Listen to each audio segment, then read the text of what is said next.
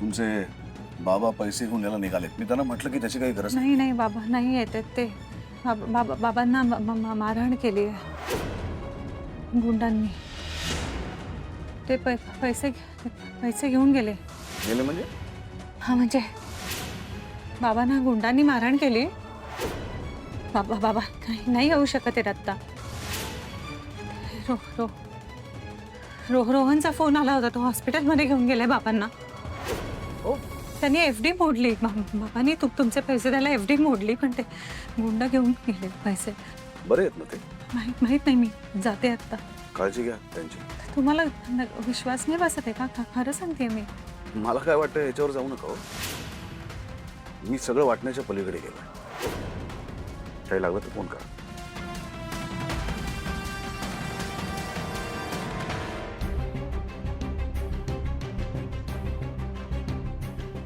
काही काळजी करण्यासारखं नाही आहे ना? नाही नाही, आपण एक्सरे केलाय. फ्रॅक्चर वगैरे काही नाही आहे आणि जखम पण डीप नाही आहे. पण पुढील 24 तास त्यांचा BP चेक करावा लागेल, कारण त्यांना क्लिअरली शॉक बसलाय. ओके सर, आम्ही चेक करू. Thank you so much. काळजी घ्या. हो, चला बाबा. बाबा खूप दुखतंय का तुम्हाला? पाणी हवंय का तुम्हाला? नाही नको.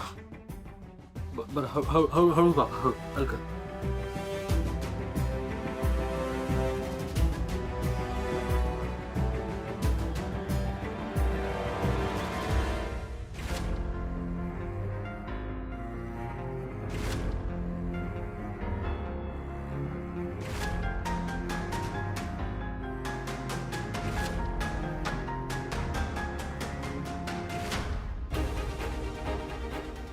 बाबा बाबा तुम्हाला नक्की काही दुखत नाहीये ना? अरे आता समाज साहेबांचे पैसे कसे परत करू रे? अरे मी त्यांना शब्द दिला होता, मी पैसे घेऊन तुमच्या घरी येतो म्हणून. पण आता काय करू? ही शेवटची FD होती रे. बाबा हो, तुम्ही कशाला टेन्शन घेताय याचं? आपण करूयात ना काहीतरी. आणि मी देवाचे आभार मानतोय की तुम्हाला काही गंभीर दुखापत नाही झाली. आणि ह्या टाइमला ना मला तुमच्या तब्येतीची काळजी आहे, पैशांची नाही. एक काम कर, हा? तू समर साहेबांना फोन करून सांग. हो, आपण फोन करू. आपण घरी गेल्यावर त्यांना फोन करू. तुम्ही घरी चला बरं. या.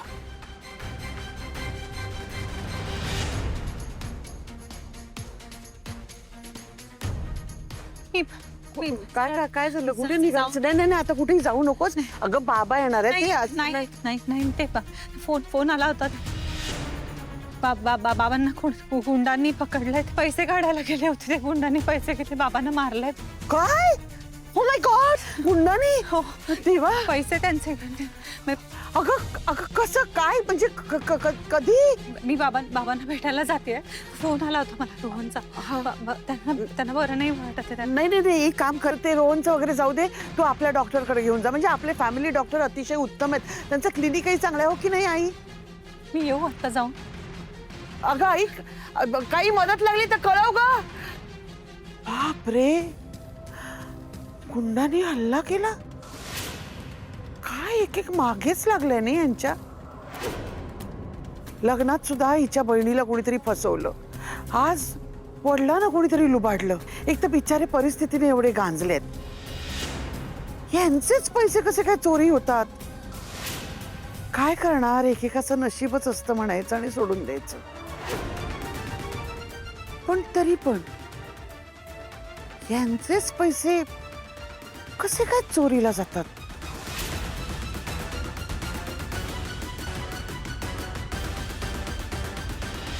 आयुष्यभराची एवढी कमाई सगळी गेली पाण्यामध्ये. झालं सगळं, समाधान झालं ना आता? स्वतःच्या हट्टापायी तुम्ही संपूर्ण कुटुंबाला कंगाल बनवून टाकलं. स्वतः पैसे गेले तर गेले, पण ही स्वतःची हालत करून टाकली. काय गरज होती? आता हे सगळं कोण निस्तरणार? कमीपणा वाटतो बायकोशी बोलायला. बाबा तुम्ही प्लीज नका ना रडू. अधिरा बाळा, तुझ्या दादाचे पैसे मी नाही देऊ शकलो ग. बाबा you don't worry, you just chill. तुम्ही काय म्हणालात? काय म्हणालात तुम्ही आता?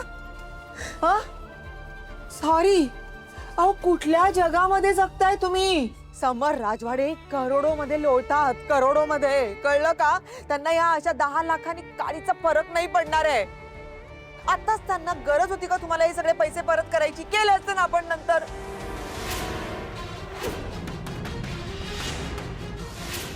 नको ते उद्योग करायला तुम्हाला सांगितलं कोणी? काय बोलते जरा विचार करा या सगळ्या गोष्टींचा. आई बस, जरा शांत हो ना प्लीज. शांत हो ना. अगं तुला अवस्था दिसते का बाबांची? जरा शांत बसू दे ना त्यांना. किती बोलणार आहेस? अरे इथे जीव तुटतोय माझा. त्यांचा स्वतःचा कष्टानं कमवलेला पैसा आहे तो. त्यांच्या स्वतःच्या कष्टाचा, दिवस रात्र मेहनत केली त्यांनी. तो पैसा कुठे गेले? चोरीला. काय गरज होती उगाच हे सगळं करायची? तू त्यांना काय ब्लेम करतेस? हे जे सगळं झालंय ना, तुझ्यामुळे झालंय. हो, तुझ्यामुळे. तू जर ताईच्या बांगड्यात चोरून गहाण नसता ठेवल्या ना, तर आज हा दिवस बघायलाच लागला नसता आपल्याला. तुझ्या आईला चोर बोलतोयस? लाज नाही वाटत तुला? तुला वाटली का? चोरी करताना, खोटं बोलताना राजवाड्यांच्या बांगड्यांवर फक्त आणि फक्त नंदूताईचा हक्क होता. पण तू काय केलंस? तिच्या नकळत त्या बांगड्या गहाण ठेवल्या. सिरियसली? आता तरी तुझ्या वागण्यात पश्चाताप दिसू दे आम्हाला. तुझ्या सख्ख्या मुलांना आता लाज वाटायला लागली. तुझी लाज. रोहन, बाबा, रोहन आधी इकडे. बाबा नाही, मला बोलायचंय होईच्याशी. एवढे दिवस मी गप्पा होतो. माझा ऐक आधी इकडे आहे बाळा.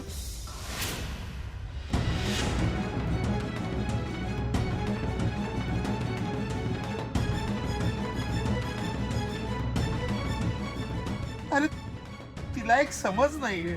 सोडून दे ना. तू आधी समर साहेबांना फोन कर जा. मी लावतो फोन बाबा, पण तुम्ही प्लीज आज चला. तुम्ही आराम करा. अरे मी जाईन रे, पण तू जा आधी फोन कर त्यांना. सुस आरामात बाबा, आरामात. सुस, तू बाबांना आत घेऊन जा. मी फोन करून येतो.